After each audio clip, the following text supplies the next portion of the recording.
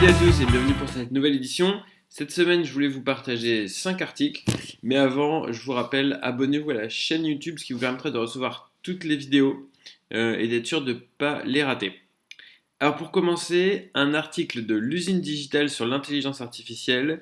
Oui, c'est le buzzword à la mode, mais cet article est vraiment intéressant parce qu'il évoque l'équilibre entre l'intelligence artificielle et l'humain, et surtout d'un point de vue des consommateurs. En effet, 55% des clients aimeraient trouver cet équilibre, mais surtout 64% aimeraient que l'intelligence artificielle soit plus humaine. Alors non pas qu'elle prenne l'apparence d'un être humain, mais plutôt que dans son comportement, ça se rapproche plus d'un humain, entre autres dans une meilleure prise en compte de leurs besoins et de leurs émotions.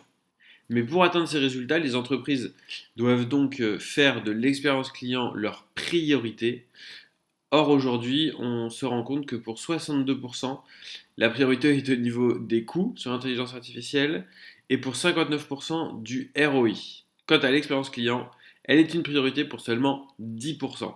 Alors oui, bien sûr qu'on va utiliser l'intelligence artificielle pour faire du business, mais avant tout pour améliorer l'expérience du client et en conséquence faire du commerce. Ensuite, un article de LSA sur les datas détenues par les distributeurs qui sont estimés valoir entre 400 et 700 millions d'euros. En effet, c'est ce qui pourrait être gagné grâce à la monétisation de ces datas, par exemple en vendant de la publicité spécialisée aux autres marques, avec tous les impératifs RGPD que cela comprend. Et cet article est à mettre en perspective avec le premier, puisque là encore, on voit bien que si on ne se concentre pas d'abord sur l'expérience proposée au client, si on ne se concentre pas sur l'amélioration de cette expérience, le simple fait de vouloir monétiser ces données ne va mener à rien et sera plutôt contre-productif. Quel avantage j'aurai à ce que mes données soient partagées?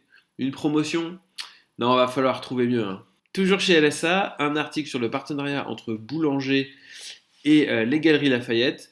En effet, Boulanger va ouvrir 5 Shop in the Shop chez les Galeries Lafayette, entre 150 et 500 mètres carrés. Il s'agit d'une déclinaison du comptoir Boulanger, qui est en fait le meilleur de l'enseigne, à la fois en termes d'offres et de services. Et d'ailleurs, un concept store est visible à Wascal, à côté de Lille. Pour tous ceux qui n'ont pas encore vu, je vous conseille d'aller voir le comptoir Boulanger. Quant aux galeries, leur objectif est bien de couvrir encore plus l'univers de la maison, et ce partenariat leur permet d'aller très vite. Ensuite, un article sur les caisses en test chez Monoprix. Donc il s'agit tout simplement de s'encaisser avec son mobile, vous scannez les différents articles, puis vous vous rapprochez d'une caisse où vous allez déposer votre panier. Par le poids et une caméra, il y aura un contrôle entre le contenu du panier et ce que vous avez scanné. Et ensuite, il ne vous restera plus qu'à scanner le QR code de la caisse directement dans l'application. Comme vous aurez au préalable enregistré votre carte bancaire, le paiement se fera effectuer immédiatement. Le point intéressant est que Monoprix avait d'abord testé un encaissement 100% sur l'application, sans passer par une caisse, mais qu'elle s'est rendue compte que les clients étaient perdus sans ce passage en caisse. Du coup, elle a rajouté cette étape de contrôle qui permet de structurer le parcours client dans un schéma connu. Et pour finir, la news Amazon, toujours sur LSA.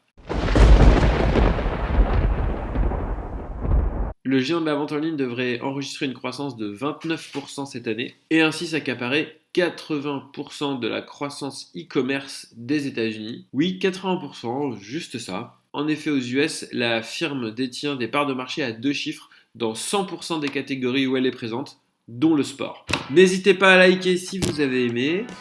Pour ma part, je vais faire une petite pause d'un mois pour les vacances. Profitez-en bien.